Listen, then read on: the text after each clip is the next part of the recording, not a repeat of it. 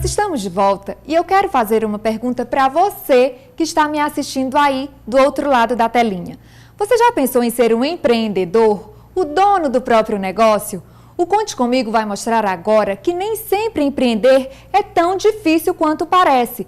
Quem traz as dicas sobre como montar e legalizar o seu negócio é a repórter Anne Costa. Não é isso, Anne?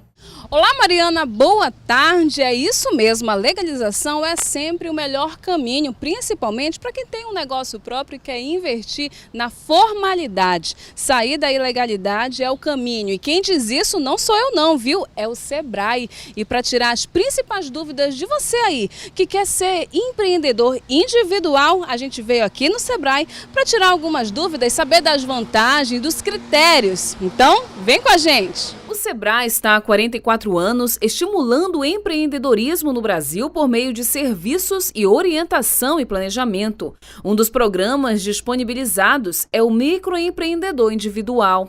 Segundo o órgão, de 2014 a 2015, 1 milhão de pessoas disseram não à ilegalidade e resolveram abrir suas empresas. Mas para isso, é preciso se enquadrar em alguns critérios, como ter faturamento de até R$60 mil por ano, não poder participar de outra empresa, não poder ter um sócio, não pode ter uma filial e deve ter no máximo uma pessoa trabalhando como funcionário. Raimundo Nonato, gerente do Sebrae Parauapebas, ressalta algumas vantagens do MEI. O microempreendedor individual, ele é dispensado de dar nota para a pessoa física, quando ele vende para a pessoa física.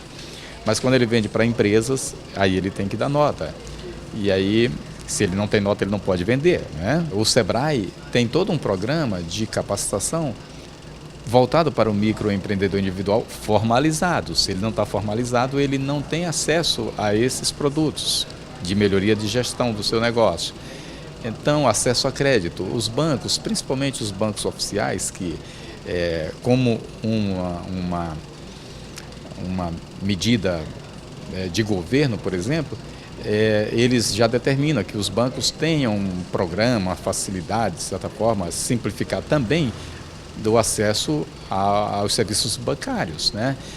Mas também, como a questão de mercado, outros bancos já oferecem. Dessa forma, o microempreendedor individual, o empresário, ele passa a contar com todo o apoio dos serviços bancários. A lei que criou o MEI foi regulamentada em 2009. De lá para cá, foi se tornando uma alternativa para sair da ilegalidade. As dúvidas são muitas e quanto mais informação, melhor, principalmente antes de abrir um negócio próprio. Por isso, todas as quartas-feiras acontece no Sebrae uma palestra que visa esclarecer muitas dúvidas. Eu estou aqui com a Edmilde, né, que é uma das pessoas que vieram aqui no Sebrae para tentar conhecer um pouco, né, do que é ser um microempreendedor individual. Ela que trabalha na área de confecções e veio aqui conhecer um pouquinho do que é o MEI para, de repente, se legalizar nessa profissão, né, nessa atividade. Né, Edmilde? Conta para a gente o que te fez vir aqui, na verdade, ao Sebrae.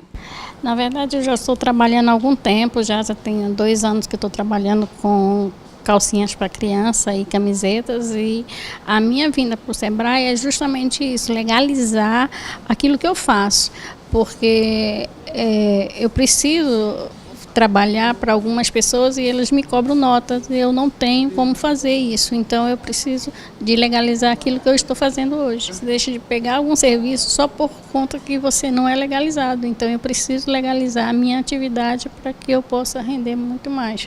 Assim como a dona Edmilde, muitas pessoas buscam o Sebrae para ter as orientações necessárias e fundamentais para abrir um negócio. E uma delas é ter alvarás de funcionamento. Quando ele abre a empresa dele, cria a empresa dele pela internet, ele recebe imediatamente o seu certidão de nascimento da sua empresa, né? De certa forma pode dizer esse nome, e junto com isso tem uma autorização prévia, um alvará prévio. Porém, ele diz lá, quando ele manda os dados dele, ele diz que conhece as leis municipais, que é quem determina o funcionamento e tudo, e sabe que está tudo bem, e aí ele tem esse documento depois de declarar isso. mas ele é provisório, ele vai ter que ir na prefeitura do município para tirar o alvará definitivo. Nesse momento, se ele mentiu, se ele disse que conhecia que se enquadrava e não se enquadrar, ele ou vai ter que se enquadrar, ou se não tiver condição, a prefeitura anula, cancela a empresa dele, porque quem autoriza o funcionamento de qualquer negócio no município é a prefeitura. Depois de 1 hora de palestra e muitas dúvidas esclarecidas, pessoas decidem de fato abrir a sua empresa e permanecem no Sebrae pegando mais orientações dos técnicos. Ficou interessado? Pois a gente continua falando sobre esse assunto e quem vai bater um papo comigo para tirar as suas dúvidas é a Tatiane Faro, coordenadora do Sebrae. Boa tarde, Tatiane. E eu já começo com uma pergunta que muita gente deve estar se fazendo por aí. Em tempos de crise, Tatiane, dá mesmo para empreender? Boa tarde a todos. Mariana, em tempos de crise é possível empreender sim, desde que o empreendedor consiga identificar uma oportunidade de negócio. A partir dessa identificação, ele fazendo o planejamento adequado e se preparando para a gestão desse negócio, é possível ter um negócio nesse período de crise e ainda um negócio de sucesso.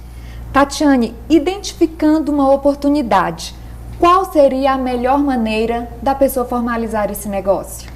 Hoje tem uma forma simples de formalizar qualquer tipo de empresa, que é a empresa chamada microempreendedor individual. O processo de formalização de negócio dentro desse tipo de empresa, ela é feita tudo pela internet, através do portal do empreendedor.gov.br. Então, o empreendedor tem condições de forma simplificada, já iniciar um negócio de forma formal. Isso. Tatiane, e quais benefícios o microempreendedor tem direito? Uma vez formalizado nesse tipo de empresa, o microempreendedor individual, ele pode emitir nota fiscal, ele vai poder participar de licitações e, além disso, vai poder ter direito a alguns benefícios da Previdência Social, do INSS. Desculpa te interromper, a gente fala muito em benefícios e vantagens. Quais seriam esses benefícios do microempreendedor? Dentro dos benefícios da Previdência, a gente pode citar a aposentadoria, tá? Para quem for empreendedora, o auxílio maternidade, um auxílio doença, caso o empresário venha a ficar doente, ele tem condições de ter esse benefício pelo período que ele estará doente, o auxílio reclusão e a pensão por morte. Então, esses são alguns dos benefícios da Previdência que o empresário passará a ter direito, porque ele vai passar a contribuir também. Certamente. E além dos benefícios, Tatiane, o microempreendedor com certeza deve ter obrigações também. Você pode falar um pouquinho da obrigação do microempreendedor para a gente? Dentre as obrigações, quem se formaliza como microempreendedor individual terá que pagar a taxa tributária mensalmente. Essa taxa tributária é tirada pela internet também, tá? Hoje, o valor máximo é de R$50. Então, ele tira esse boleto mensalmente na internet e viabiliza o pagamento. Além disso, ele, ao final do ano, tem que declarar para o governo o faturamento da empresa. A gente ouve muito, Tatiane, que o que impede muita gente de abrir uma empresa é exatamente a contratação de um contador por conta de gastos e despesas. O microempreendedor precisa também de um contador?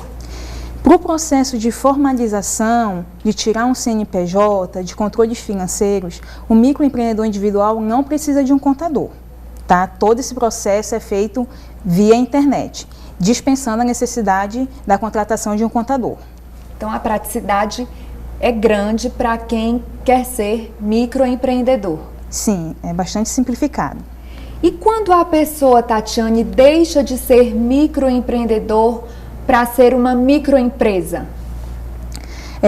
Os motivos que podem levar o microempreendedor individual se desenquadrar desse tipo de empresa, basicamente são 3. Um deles é faturamento.